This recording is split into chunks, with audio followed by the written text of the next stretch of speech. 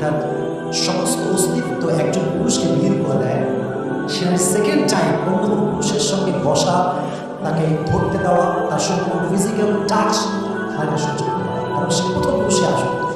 Systematical ওয়েটা এমনই হয়ে গেছে। কোনো মেয়ে যদি বিয়ে করে, তার ফার্স্ট হাজব্যান্ড যে, সে তার প্রতি আজীবন দুর্বল থাকে, কারণ তার প্রথম কাজটা সে তাই করেছে, হালাল টাচ যেটা গায়ে গেছে।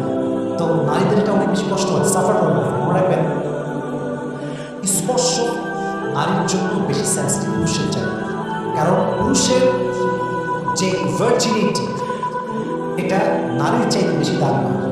আল্লাহ নারীর সতীত্বকে যে সম্মান দিয়েছে, সে সম্মান পৃথিবীর কিছুকে আল্লাহ তারা দেয় সুবহানাল্লাহ পড়ে। এই জন্য নারী যখন ডিভোর্সি হয়ে যায়, তখন নারী অন্য পুরুষকে সবচেয়ে কষ্ট। এই প্রথম স্মৃতিগুলো বাবার চোখের সামনে ভেসে ওঠে। কথা ঠিকই না বলেন? ফার্স্ট বিয়ে স্বামী মারা গেছে, সেকেন্ড টাইম খাদিজা আমরা জানি অনেক বড়, হি ওয়াজ বিগেস্ট বিজনেস ম্যাগনেট, অনেক বড় ব্যবসায়ী ছিল। বুঝিয়ে শুনিয়ে সুন্দর একজন যুবকের সঙ্গে আবার নিয়ে, এবং এই সংসারটা একটু লম্বা হয়, এবং সেখানে বাচ্চাও আসে, ছেলে সন্তান। বিয়ের পরে স্বামীর ভালোবাসার একটা আদর, এটা একটা ভালোবাসার পয়েন্ট।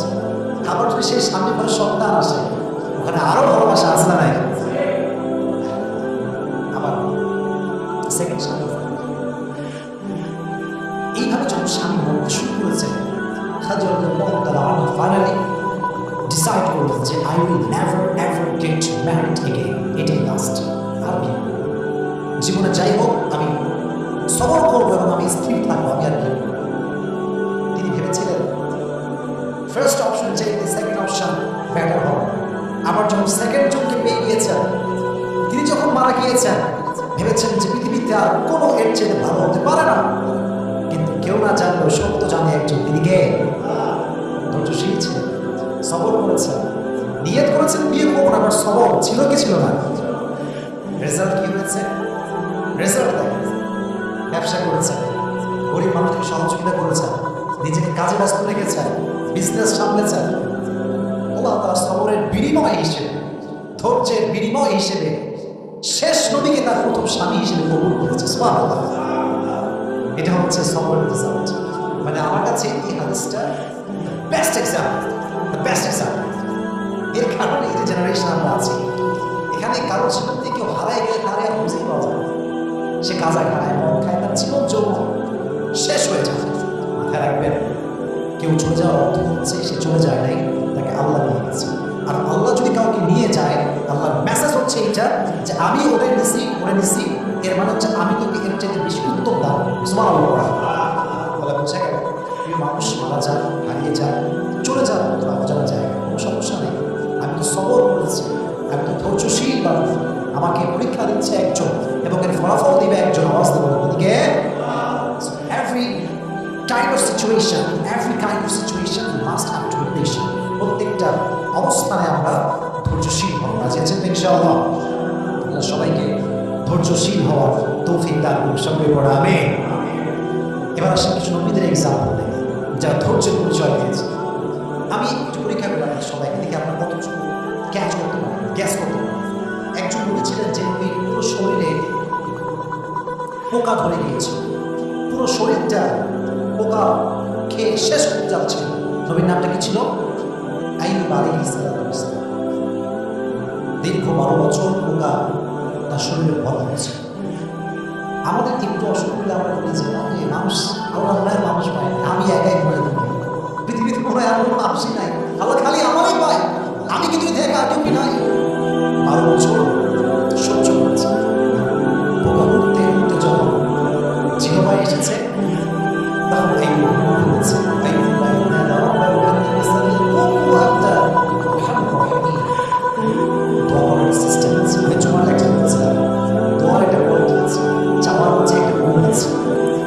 বলেন না যে আল্লাহ তুমি আমাকে কেন দিলাম, ঠিক করে দাও।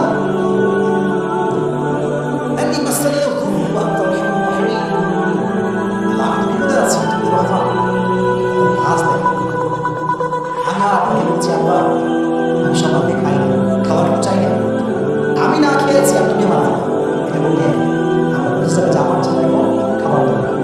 আইয়ুব আলাইহিস সালাম উনি বলেছেন আমি কষ্টে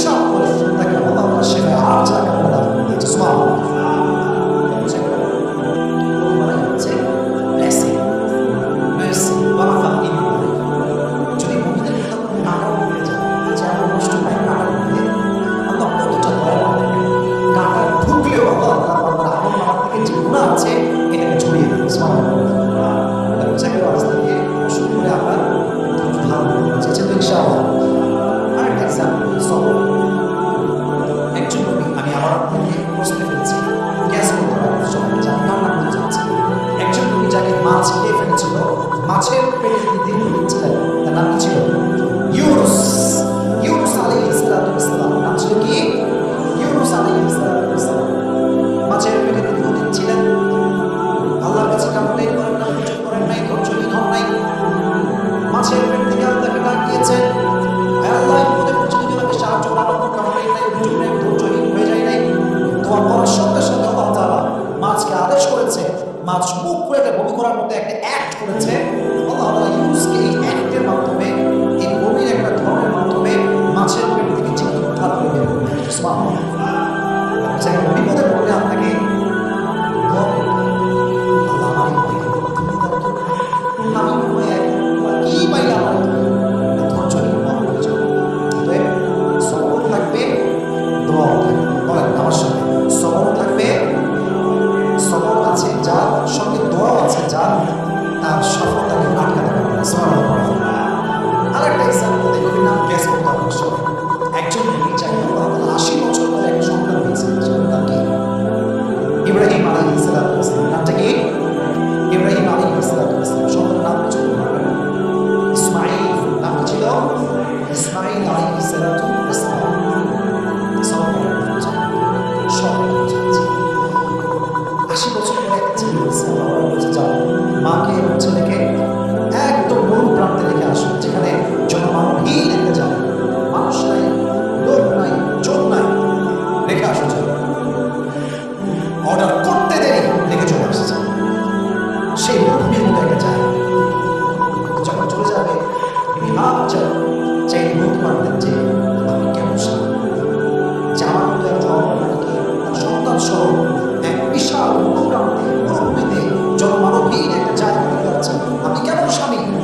She never complained. She never ever complained. বলেই কিছু কি বলেছে, আমি জাস্ট রিপিট করছি বাংলাতে সারাংশ। তিনি ভাবছেন হচ্ছে, ইব্রাহিম এটা যদি আল্লাহর অর্ডার হয় যে আমাকে তুমি মরু প্রান্তে রেখে যাওয়া, জনমানবহীন জায়গা রেখে যাওয়া, যেখানে খাবার নাই, দাবার নাই, পানি নাই, তবে শুনে আমি এটা বিশ্বাস করি যে আমার আল্লাহ আমাকে মরু প্রান্তরে না খাওয়াই পারে। সুবহানাল্লাহ। তুমি যদি আমাকে রেখে খুশি হও, আমি এখানে খুশি আছি, ধৈর্য ধারণ করেছি। ফলে কি হয়েছে চিন্তা করেন, একটু ভেবে দেখেন, এই যে মক্কা, এত দাম কাবা, কাবা গিলাফের দাম, কাবার চন্দ্র এত দাম, কাবার পাশে যে অবস্থান হয়েছিলেন, যে নারীর কারণে এত সম্মান, যে নারীর ছেলের কারণে জমজমের কোরবানি আমরা পেয়েছি, তার নাম হচ্ছে বিভাজন। সুবহানাল্লাহ। ধৈর্য, শুধুমাত্র ধৈর্য। এবার একটু চাই, এত ধৈর্য ইব্রাহিম যাও সন্তান কাছে 80 বছর পর সন্তান পাইছে, আনন্দ করতে পারে নাই, নিজের কাছেও রাখতে পারবে, এদিকে আছে বহু প্রান্ত। এবার আসছে আল্লাহ, ছেলে এদিকে সঙ্গে যাবো, বলছে আমি স্বপ্ন দেখেছি তোমাকে আমি জবাই করছি। তুমি কি বলছো? তুমি কি বলছো? ইসমাঈল আপনি কেন জানেন? জন্মের সঙ্গে সঙ্গে আমাকে আপনি আদর না করে গেছেন বড় প্রান্তরে, আর আজ আপনি এসেছেন খবর না নিয়ে জবাই করার জন্য। এটা বলে নাই, বলছে আল্লাহ আপনি যা চাই করেন, আমি ধৈর্যশীলদের পরিচয়। কি সুন্দর স্তবরের পরিচয়। এবং এই যে স্তবর তারা করেছে, যখন আমরা সবাই জানেন স্টোরি, যখন জবাই করতে যাবে আল্লাহ দুম্বাকে পাঠিয়ে দিয়েছে। আর এই যে আমাদের স্যাক্রিফাইস আমরা শিখলাম, এখান থেকে বোঝা যায় যে যত বেশি স্যাক্রিফাইস করে সে বান্দা আল্লাহ তত বেশি প্রিয় হয়ে যায়। সুবহানাল্লাহ। এই জন্য ইব্রাহিম থেকে, ইসমাঈল থেকে, হাজার থেকে, সবার থেকে আলাইহিস সালাতু ওয়াস সালাম, তাদের থেকে আমাদের সবরের শিক্ষা নেওয়ার দরকারটা আছে না নাই? আমি আর দুজন জাস্ট বলেন, একজন লোক ছিলেন যে নবীকে তার ভাইয়েরা ধরে এনে কুয়ার ভিতরে ফেলে দিয়েছিল, সেটার নাম ছিল কি? সবাই বলার নাম ছিল কি? ইউসুফ আলাইহিস সালাতু ওয়াস সালাম। অনেক লম্বা কথা, আমি এটা বলবো না, আমি জাস্ট মূল লেসনটা বলবো। সাইয়েদনা ইউসুফ আলাইহিস সালাতু ওয়াস সালাম যখন যুবক, উঠতি বয়সী যুবক, বাচ্চা ভাব, এখনো যুবক হয়ে পারে নাই, তার সবগুলো ভাই তাকে নিয়ে কুয়ায় ফেলছে শুধুমাত্র হিংসার কারণে। কিসের কারণে? হিংসা। কুয়ার ভেতরে ফেলে সাইয়েদনা ইউসুফ আলাইহিস সালাম একটা জামা নিয়ে আসছে। তার বাবার নাম ছিল ইয়াকুব। ডাকতে বলছে, আমার বাবা, সব ছেলেরা আসছে, আব্বা যান দেখেন ইউসুফকে বাগে নিয়ে ফেলেছে। আর এই বলছে ইউসুফের জামা, যদি আমার সন্তান আমার থেকে হারিয়ে যায় তো অস্থির হয়ে যাবে, দৌড়ানো চতুর্থ থেকে কত বিজয় করবো আমি, কত নাশকরি করবো আমি আল্লাহর কাছে। ইয়াকুব আলাইহিস সালাম শুধু একটা বলেন, ফসল জানি আমার জন্য ধৈর্যই সবচেয়ে উত্তম হাতিয়ার। আমার কাছে ধৈর্যই সবচেয়ে উত্তম হাতিয়ার। এই যে কথা তিনি বলেন কিভাবে অনেক বড় কথা। এই যে কুয়াতে ফেলা হলো ইউসুফকে ধ্বংস করার জন্য, এই কুয়াতে ইংরেজিতে বলা হয় কুয়াকে ট্যানেল। এটাকে বলা হয় কি? ট্যানেল। কুয়াকে বলা হয় ট্যানেল। এই কুয়াটা শুধুমাত্র কুয়া নয়, এই কুয়াটা হচ্ছে ইউসুফকে সাধারণ ঘর থেকে নিয়ে এসে রাজ সিংহাসনে বসাবার লম্বা কথা আমরা বলতে চাই না। যখন তিনি মিশরের অর্থনৈতিক যে মন্ত্রী বলা হয় তিনি হলেন ফিনান্স মিনিস্টার, অর্থমন্ত্রী তিনি হলেন। তো যখন গ্রামে অভাব দেখা দিল, তার সব ভাইগুলো ইউসুফের কাছে আসছে সাধারণ মানুষ হয়ে সাহায্য নেওয়ার জন্য। অনেক লম্বা কথা, যখন তারা আসছে অনেক কথাবার্তা করে তারা বুঝতে পেরেছে যে এটা হচ্ছে ইউসুফ। এর নাম কি? ইউসুফ। ইউসুফ আলাইহিস সালাম বললেন, যাও তোমাদেরকে মাফ করে দিলাম, এবং মাথায় রেখো ইন্নাহু মাইয়াত্তাকি ওয়া ইয়াসবির ফাইন্নাল্লাহা লা ইউযিউ আজরাল মুহসিনিন। নিঃসন্দেহে যারা আল্লাহকে ভয় করে এবং ধৈর্যশীল হয় তাদের বিনিময়কে আল্লাহ তাআলা নষ্ট করে দেন।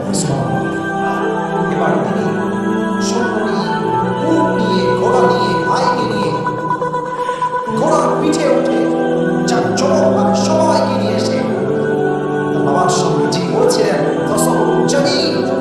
আমার জন্য ধৈর্যই সবচেয়ে বেশি ছিল, সবচেয়ে বেশি ছিল।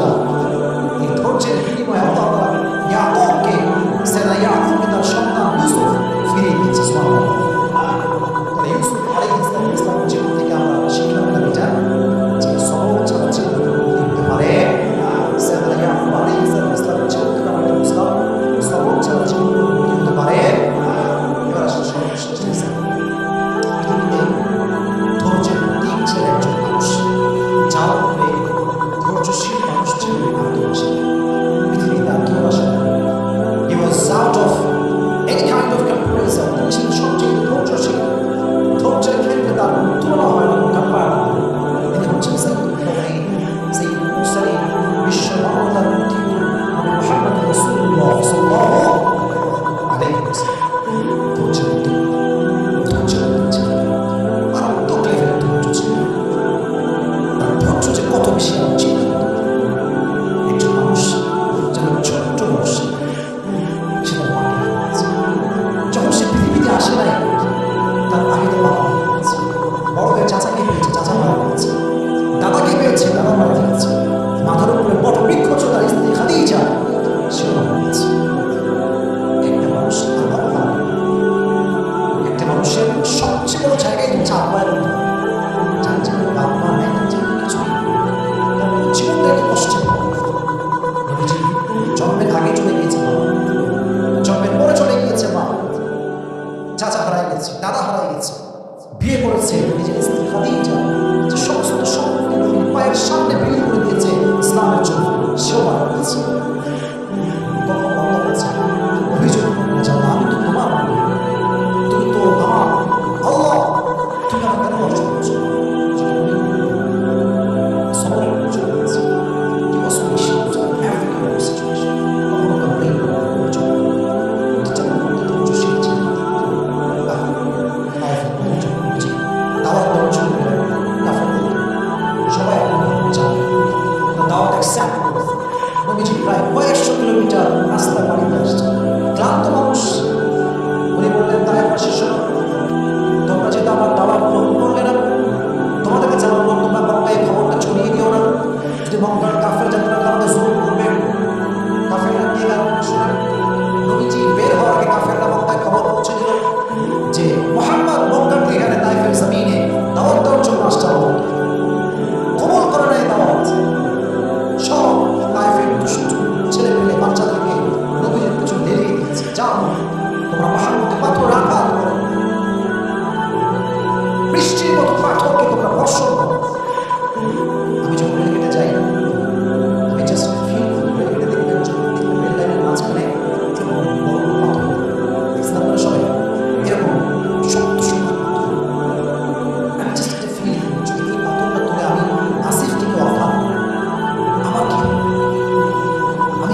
সহ্য করতে পারবো এই আগুনটা।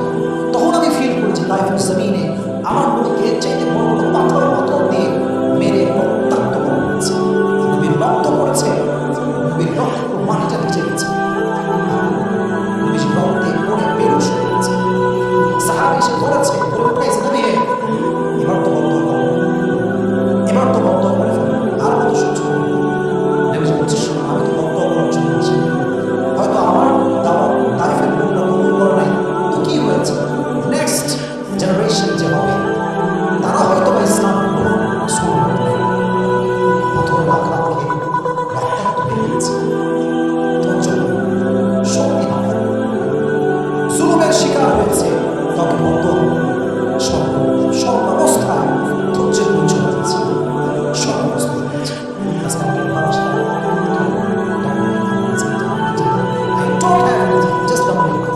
আছে কিন্তু সব সুক্রিয়া, যার সুক্রিয়া যত বেশি তার নিয়ামত তত, যার অসুক্রিয়া যার নাশক্রিয়া তত বেশি তার নিয়ামত তত বেশি পাবে। ঠিক না? ধৈর্যশীল হতে হবে, সবর হতে হবে এবং শাকের গ্রেট সকল উদাহরণ কৃতজ্ঞ হতে হবে। আল্লাহ তুমি আমাকে যা দিয়েছো, হোয়াট এভার আই হ্যাভ, আলহামদুলিল্লাহ, তুমি আলহামদুলিল্লাহ খুশি আছি। আমার বাড়ি নাই তাও খুশি, আমার গাড়ি নাই তাও খুশি, আল্লাহ তুমি জাস্ট আমার হলেই আমার জন্য ইনশাআল্লাহ। বুঝে গেল? আমরা শুনছি আইয়ুব আলাইহিস সালাম, আমরা শুনছি ইউনুস আলাইহিস সালামের কথা, আমরা শুনছি ইব্রাহিম আলাইহিস সালামের কথা, আমরা শুনছি ইয়াকুব আলাইহিস সালামের কথা, আমরা শুনছি ইসমাঈল আলাইহিস সালামের কথা, আমরা শুনছি ইউসুফ আলাইহিস সালামের কথা, আমরা শুনছি নবীর কথা, শেষ নবীর কথা। এর দ্বারা বুঝে গেল যে ধৈর্যশীল আমরা আজ থেকে আর হবো না, হবো কি হবো না, সবাই ধৈর্যশীল হওয়ার তৌফিক দান সকলে বলে আমিন। আর বিশেষ করে আমি তোমাদের বিশ্বাস করতে চাই আমার বন্ধুর জন্য, specially for my sisters, those who are listening from YouTube or Facebook, this is my humble request for everyone. যদি বিয়ের পরে দেখেন তাহলে আগেই অভিযোগ, আগেই ডিভোর্স নিয়ে, divorce is just far away, बहुत दूर की बात है।